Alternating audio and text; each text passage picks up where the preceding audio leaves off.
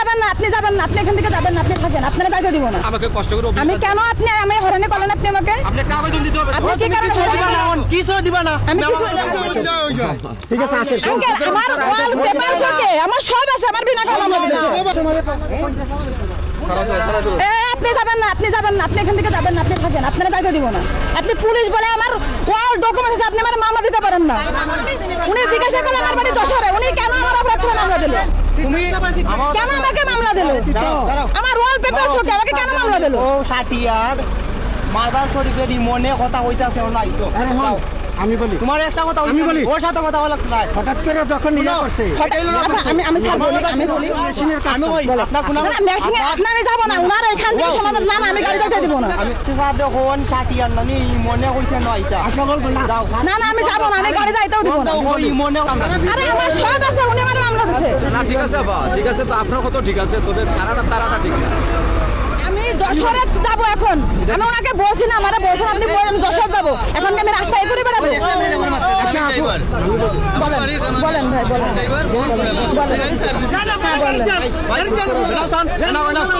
আমার সাথে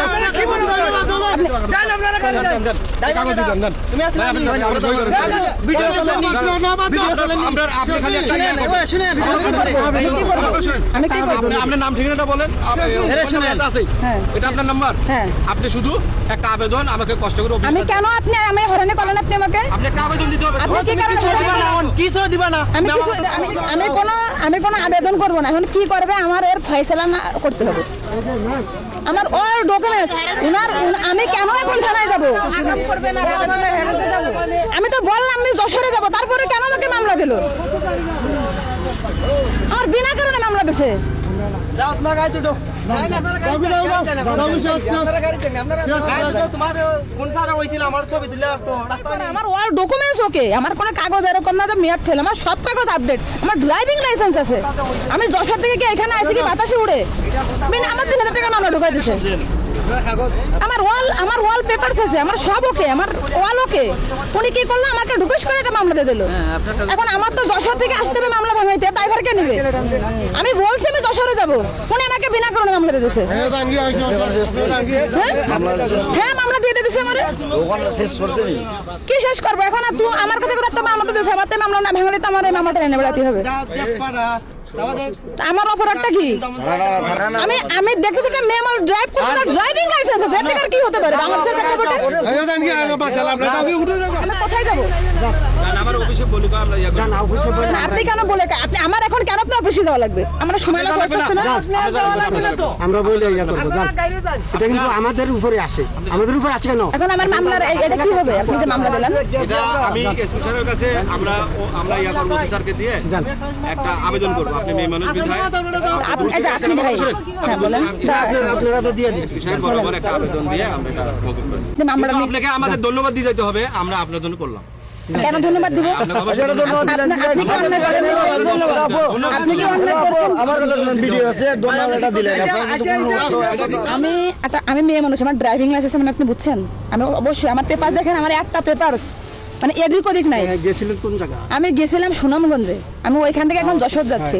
যাওয়ার সময় একটু দেখে দেখে যান, এখান থেকে অন্তত ওই বিজয়নগর পর্যন্ত একটু মানে ইয়া এলাকা, আপনারা ভালো আছেন। ঠিক আছে ঠিক আছে, থ্যাংক ইউ। ঠিক আছে, আসসালামু আলাইকুম।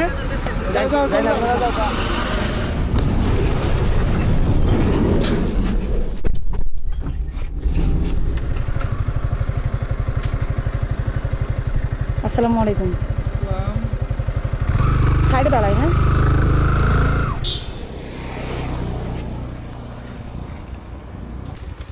এই যে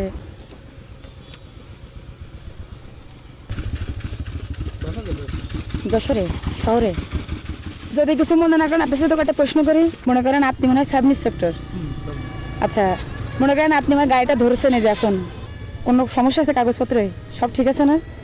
মনে করেন এই যে ইনি কনস্টেবল ভাই, উনি কি আমার গাড়ির কাগজপত্র দেখে আমাকে মামলা দেওয়ার রাইটস রাখে কিনা?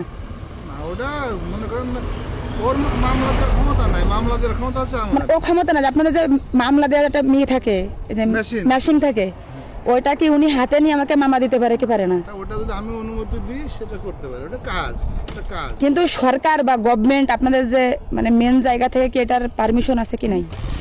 ওরকম কোনো পারমিশন নেই। আচ্ছা, যদি না থাকে সেই ক্ষেত্রে আমার অল ডকুমেন্টস ওকে থাকার পরেও যদি পুলিশ আমাকে মামলা দেয়, সেই ক্ষেত্রে পুলিশের বিরুদ্ধে আমি কি করতে পারি? ব্যবস্থা নিতে পারেন, যে কোনো ব্যবস্থা। কি ব্যবস্থা? ডকুমেন্টস অল থাকে, হ্যাঁ, আপনি আমাদের ঊর্ধ্বতন অফিসার আছে, তাদের কাছে জানান বিষয়টা যে আমার সব কিছু আছে, তারপরে মামলা দিছে। যে আমি আপনার তো দেখে তো দ্বিতীয় কোনো কথা বলিনি, না আমার তো অল কাগজ ওকে। কাগজ আছে, টেকে যাবে, তাহলে তো মামলা না। দেবে কেন? আমি 28 তারিখে সুনামগঞ্জে গেছিলাম, হবিগঞ্জে।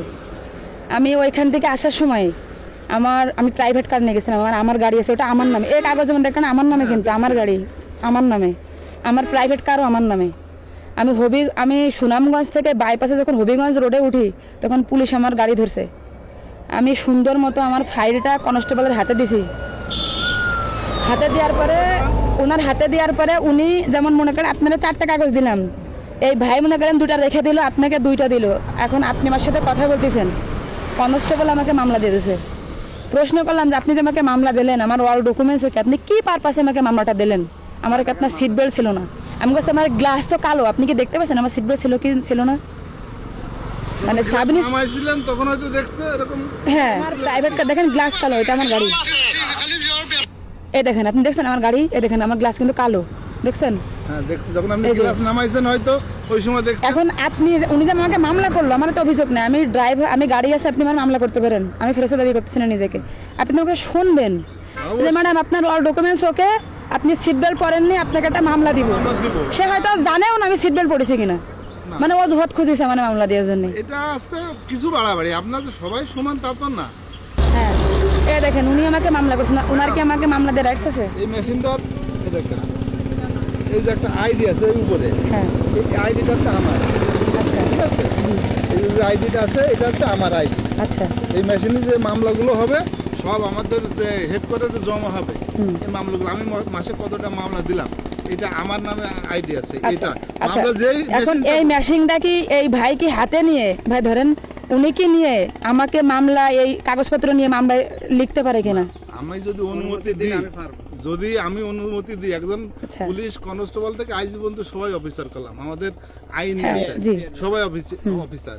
তা আমি যদি ওনারে বলি যে এই কাজটা আমার কাজ, আপনি একটু করেন, আচ্ছা, ঠিক আছে, সে করতে পারে। ও, আচ্ছা।